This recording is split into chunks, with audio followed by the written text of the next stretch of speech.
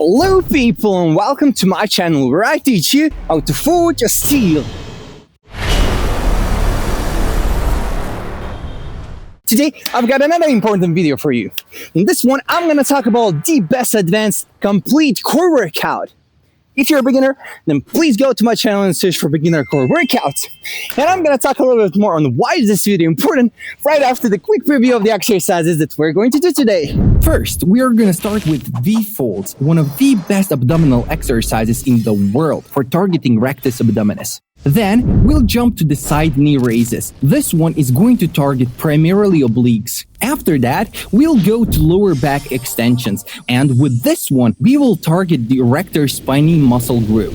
Then, we'll talk about an amazing exercise that I call advanced bird dog. This one will target the deep multifidus muscle group, and is one of the best exercises for the spinal health. Fifth on the list is split leg side plank, great for targeting quadratus lumborum muscles. And lastly, we are gonna go over the seated leg raises to target the hip flexor. This exercise is much harder than it looks like, trust me.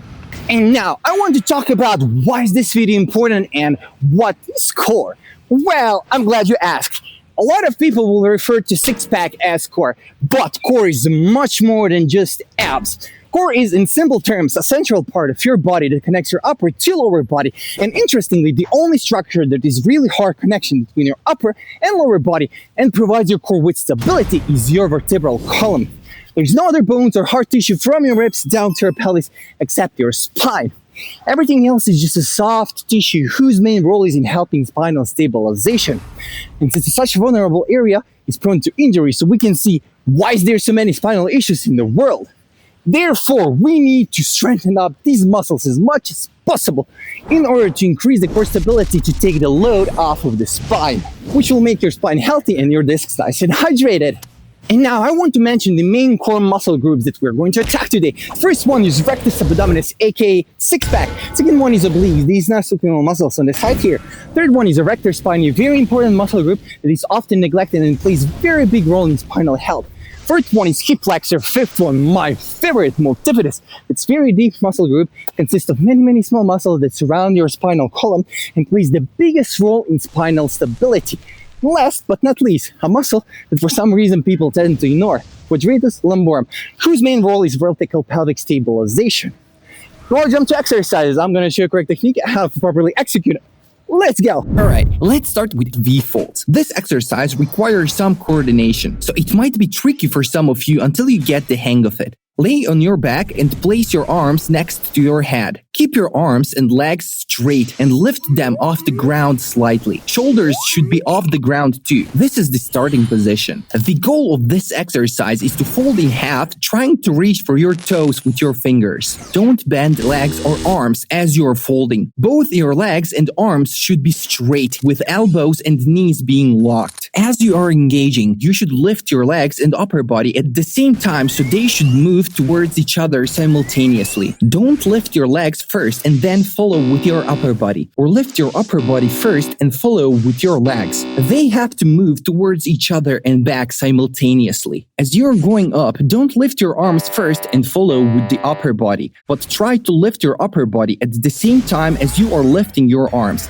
Try to keep shoulders as close to the ears as possible and round your upper back forward to get extra abdominal contraction. When you reach for your toes, don't just relax and quickly drop down, but try to hold it for a split second and go down with your arms and legs slowly with control. And as you go down, lower arms together with the upper body. Don't leave them up. Keep in mind to try to keep shoulders as close to the ears as possible. Don't drop arms and legs to the ground on your way down. But after you fold, lower down with your legs, arms, and shoulders as close to the ground but without touching the ground. So your legs, shoulders, and arms should be off the ground all the time.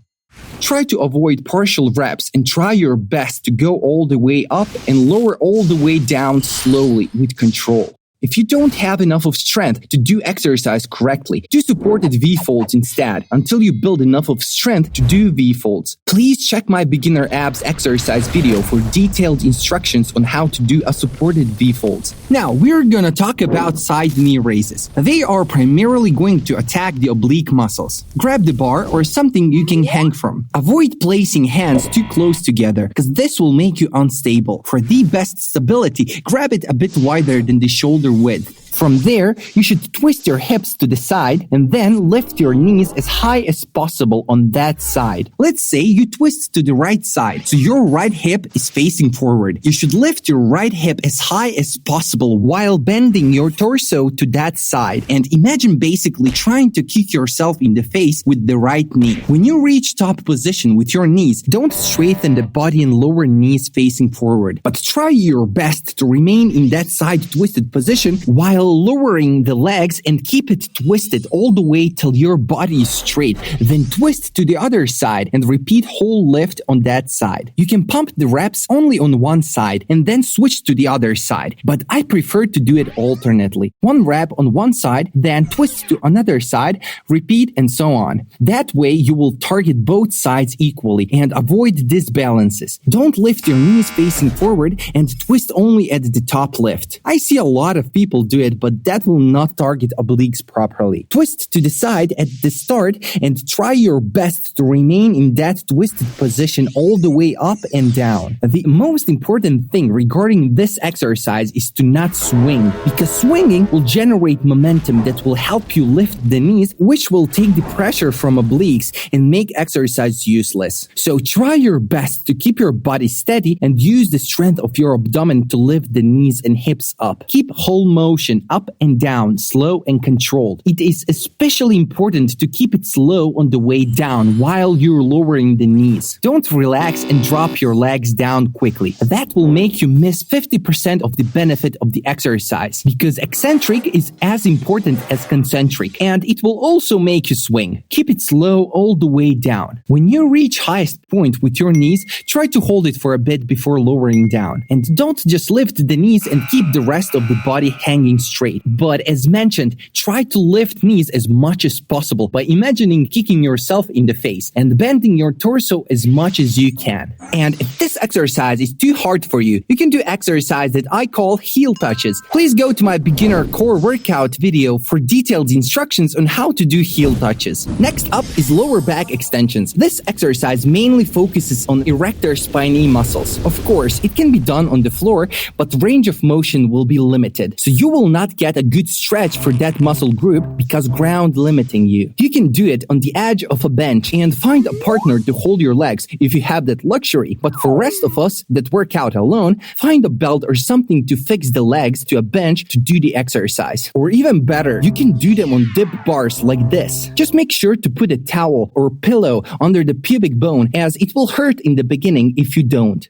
Now I'm gonna talk about how to do this exercise on the floor, and then I'm gonna talk about technique difference when you are doing it on elevated surface. Lay on your belly and hook your legs under something like this rock that I found here. Also, you can find somebody to hold your legs, of course, if you got someone to hold them. But for most of us, a good old rock is gonna do the job. Keep your feet approximately hip width. Avoid placing them wider than the shoulder width. The more narrow they are, the better. You can start with them being shoulder width and move them closer and closer together as you're getting stronger. Place your hands behind the head, elbows wide, head neutral position, looking at the floor, and lift your chest slightly from the ground. This is the starting position. From there, you will raise your upper body as high as you possibly can and arch your back, while at the same time retract your scapulas, aka pull them towards each other, and pull your elbows backwards. After you reach a maximum height, don't just immediately go back towards the starting position, but hold that squeeze for at least a second, and then don't just relax and drop down, but keep the eccentric slow and lower down slow with control.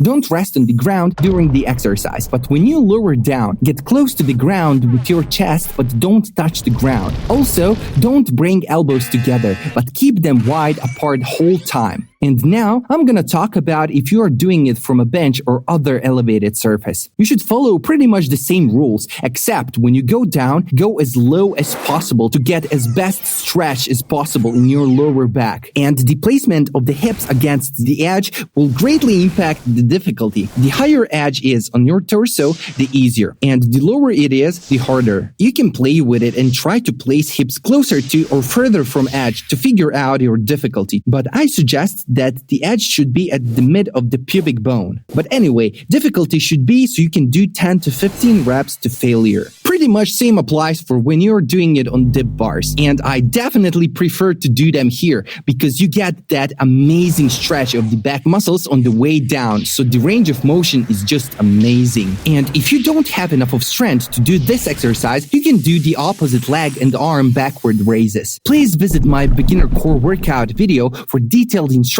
on how to do opposite leg and arm backward raises. And now we're gonna talk about advanced bird dog. Our purpose for this exercise is to target multifidus muscles, but really it actually targets almost every muscle in the core and more. This exercise is extremely complex, so bear with me and try to follow all the instructions. Get in the push-up position. Place hands underneath your shoulders and space feet shoulder width. Lift opposite leg and arm until they are parallel with the ground. And when you lift them, don't tilt the central body line. Keep it straight, facing forward. What I mean by that is don't move your hips towards the side of the grounded leg, or don't move your shoulders towards the grounded arm. You will naturally want to do this, especially as you get more and more tired, but try your best to resist it and try to keep the shoulder of the grounded arm just above the grounded hand. So your hand is at 90-degree angle to the ground from the front and hips away from the side of the grounded leg. Pretty much try to keep the same position of the torso from the start when you are in the push-up position. It's also important to not lower the shoulder of the lifted arm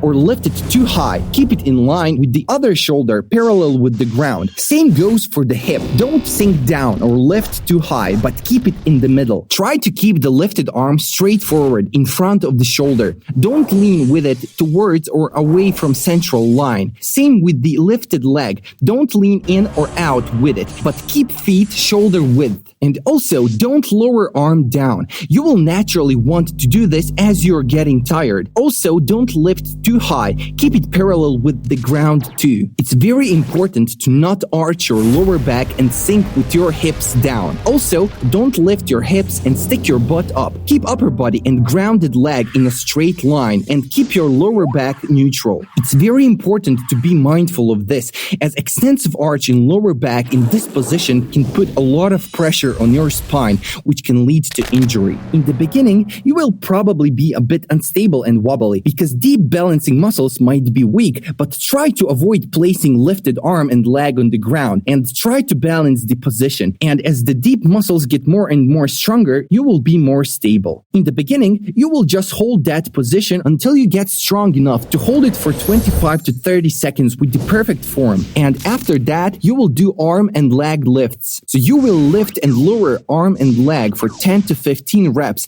and then, without lowering down, hold it additionally for as long as you can. Make sure to follow all the same rules when you are doing lifting, especially keeping arm and leg straight, keep neutral lower back, and keep central line in place. And as always, if advanced bird dog feels too hard for you, you can do regular bird dog until you get enough of strength to do advanced bird dog. For detailed guide on how to do bird dog, please visit my beginner core workout video. Next on the list is split leg side plank. We are going to target quadratus lumborum muscles with this one, but it also targets glutes and other abductor muscles. Rest your upper body on your forearm with your elbow directly under your shoulder. Stack your feet on top of each other, keeping your body in straight line, and lift your hips off the ground into a side plank. Also, split your legs apart and make sure to not leave them too close to each other or to not space them too wide apart. Feet should be spaced at hip hip to shoulder width to maximally target the quadratus lumborum muscle. Make sure your supporting arm is placed correctly, not too close to your hips and not too far away. Your elbow should be directly under your shoulder, forming a 90-degree angle with the ground. Don't lift your hips up or sink with them too low. Instead, try to keep your body in a straight line from shoulders to feet. Your hips should float right in the middle, so the central line of your body is completely straight without arching or dipping. Keep your upper body stable throughout the exercise. Avoid twisting your torso forward or leaning backward with it. Your shoulders should stay stacked, one directly above the other, and your chest should face forward. The free hand rests on your waist with the elbow pointing toward the sky. Don't let your hips push forward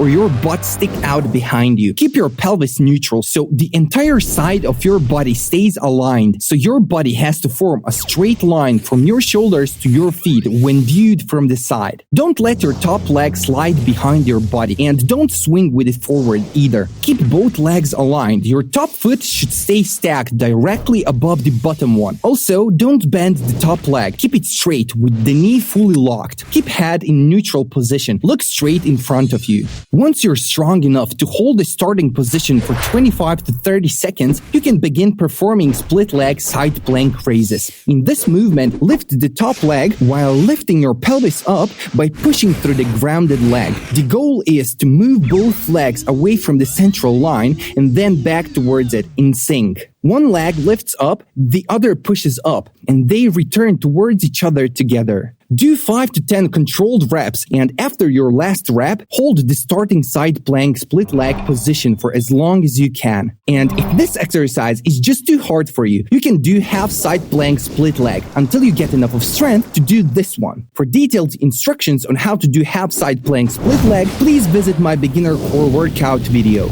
And lastly, we're gonna talk about simple exercise, seated leg raises. Sit on a flat surface with your legs straight on the ground and place both of your hands on the ground next to your legs. And that is starting position. From there, you will lift legs up and down until you reach the failure. The more further away you place your hands, the harder it will be, and the closer you put them, the easier, until you pass the mid-thigh section. In that case, difficulty increases closer you put them to the hips. I recommend putting hands next to your knees and trying like that. If it's too easy, experiment with hands distance. The goal is to do 10 reps to failure. It's very important to keep legs straight whole time. Bending knees will make the exercise useless. Also, keep both arms completely straight. Don't rest legs on the ground while you are doing the lift, but every time you lower it, get as close to the ground, barely touch it, and lift it immediately. Don't be surprised if your range of motion is very short in the beginning. It will be greater and greater as you gain more and more strength in your hip flexors. If lifting both legs feels a little bit too hard for you, then you can do one leg at a time. So do it with one leg until you reach the failure, and then repeat with the other one until you get enough of strength to do it with both legs. All the same rules apply to when you are doing only one leg at the time.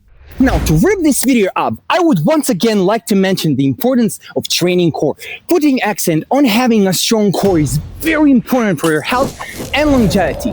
I know that a lot of you guys care about a chest, abs, shoulders, muscles that can be seen, right?